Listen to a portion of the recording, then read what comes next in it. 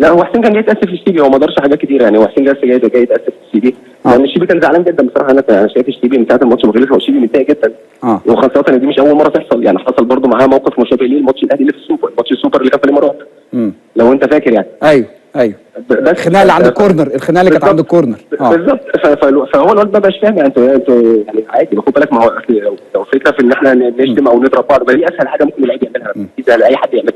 طيب هل ترى ان هذا الاعتذار كان مقبولا كفايا بالنسبه للشيبي؟ انا اللي شايفه كان يعني تمام في حاله تقبل، انت شايف ايه؟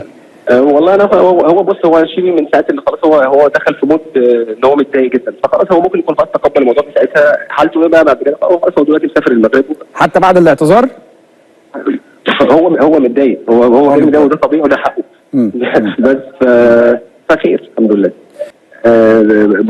انا حسين عارفه كويس. ايوه لان حسين طبعا بالنسبه لي مش جديد عليه، احنا لعبنا كمان مع بعض. حسين وانا هو لعبنا مع بعض في المنتخب. حسين بالنسبه لي مش جديد، وانا عارف حسين كويس وعارف ان هو شخص كويس.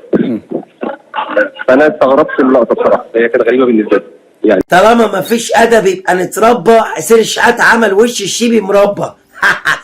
بيراميدز كسب الاهلي 3-0. لا يمكن. انا بقول لحضرتك بيراميدز لاول مره النادي الاهلي يتغلب. والله يعني انا مش هبقى سعيد قوي ولا حاجه رغم لا مش لا معلش انا سعيد قوي.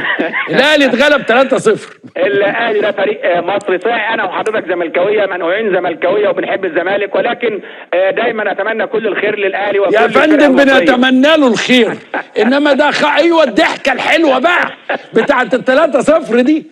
طب ما تخلينا في النادي بتاعنا طيب يا استاذ عمرو. ما بلاش النادي بتاعنا بقى، ما بلاش السيره دي.